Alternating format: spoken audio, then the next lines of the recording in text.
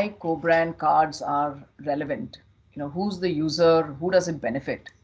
So the starting point for any proposition is always the customer.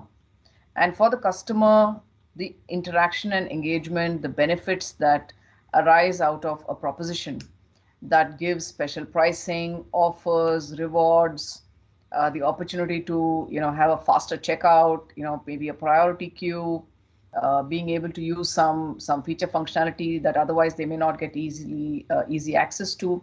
All of these are big benefits as users. The second party in the conversation here is the merchant. The merchant who really is a large brand looking to deepen engagement with their customer base. Sometimes may run their own kind of a reward platform or a loyalty program. And it's very beneficial to really look at how the brand can combine a card proposition to deepen that engagement with their customers.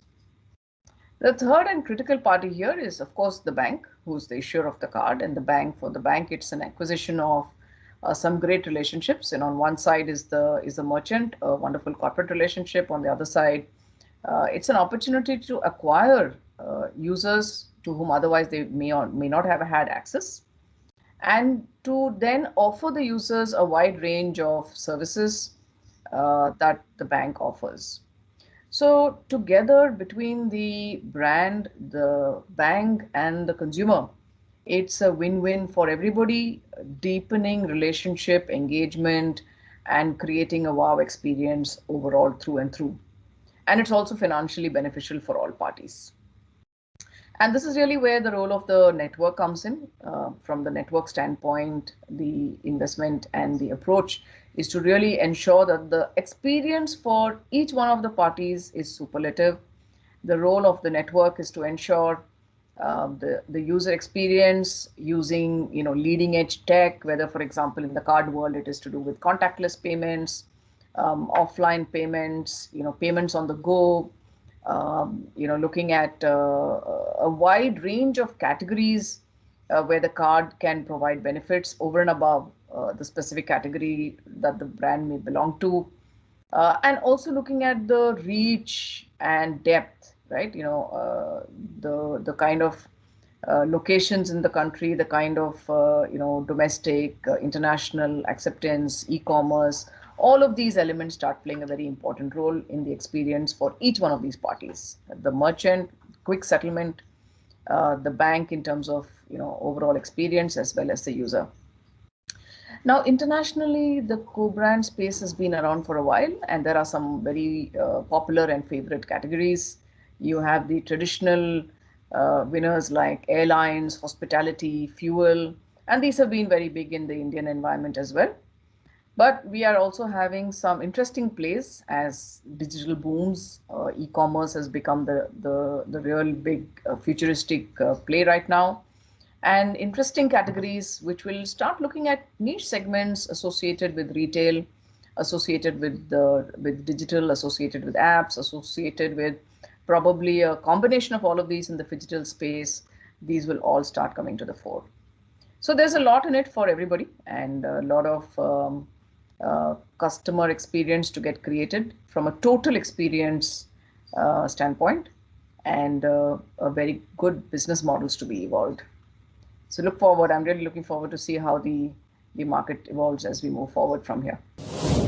Thank you to NPCI for inviting me to have my views on the benefits of co-branding. Co-branding, to my mind, is a very strategic long-term partnership which a credit card player, a bank gets into with any other retail player or B2B player. We have seen multiple examples of these relationships in the market. Uh, they have been very popular co-brand relationship between banks and fuel companies, between banks and large retailers, and of course between banks and airlines. The co-brand relationships have been popular all across the world.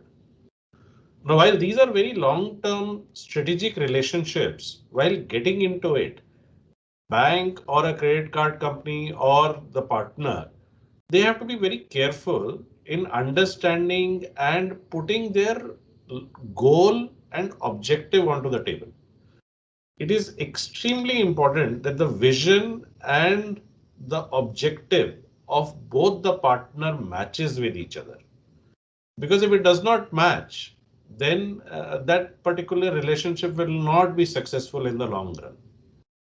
To give you an example, if one partner is looking at, let's say, increasing acquisition in the short term or increasing profitability while in the short term, while the other partner is looking at building loyalty in the long term, both these goals will be contra at some point of time and the conflict will happen.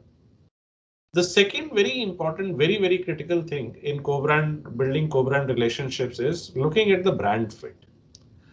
You need to be very sure or very careful while building that partnership that the brands, both the brands, they of are appealing to the same or broadly largely the same psychographic TG.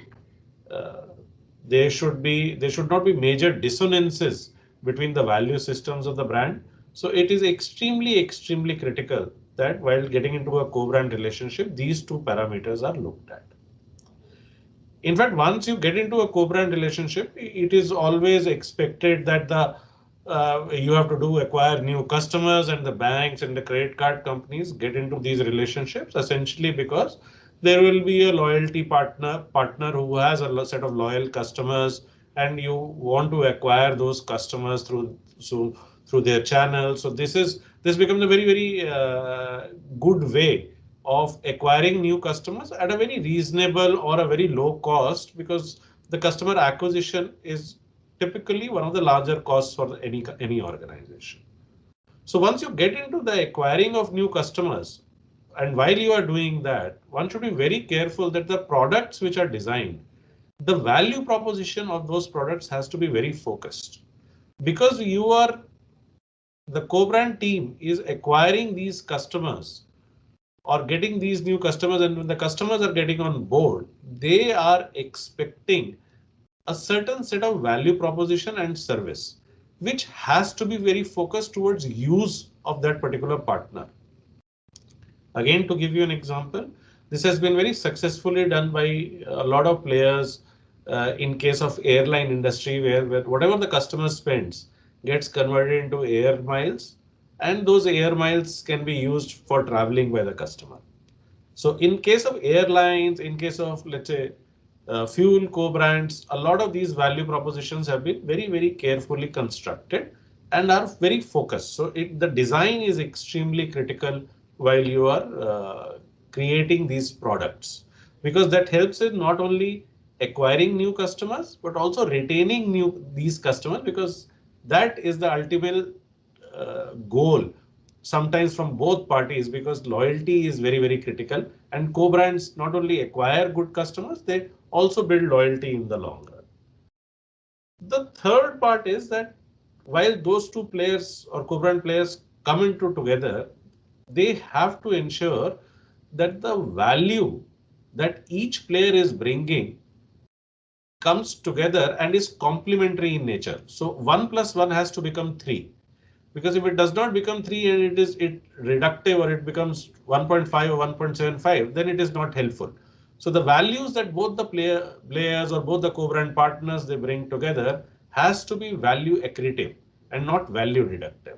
It has to add to the overall scheme of things, because that is the only way wherein both the partners will be able to not only fulfill their customer objectives, but also fulfill their financial objectives. So to do that, the value has to be accretive, and each player ha has to bring in whatever is their core strengths, and more complementary they are, the better it is, because that adds more value to the overall scheme of things. While there have been co-brands which have been successful and there have been co-brands which have not done so well, one has to be very careful, and there are certain lookouts which should always be there.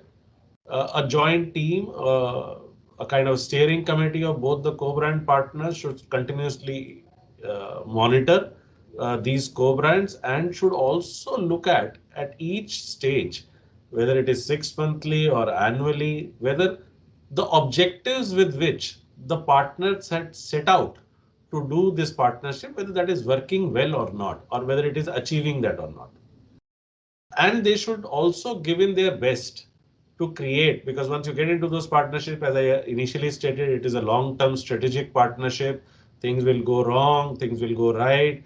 So people have to trust and come together to be able to take care of those hurdles, because sometimes we have seen it is only after the initial hurdles are over and initial things are taken care of that the co-brand really becomes successful and becomes of not only of scale, but becomes the best for the customer in terms of the customer value proposition also. So these were some of the thoughts which I had on benefits of co-branding. It eventually, as I stated earlier, it not only helps both the brands, it also helps the customer, both from a value proposition as well as from a financial perspective, to achieve each other's goal and while keeping the customer loyalty with you. If one just has to take care of these minor parameters and criteria, and you will have a successful co-brand with you. Thank you very much.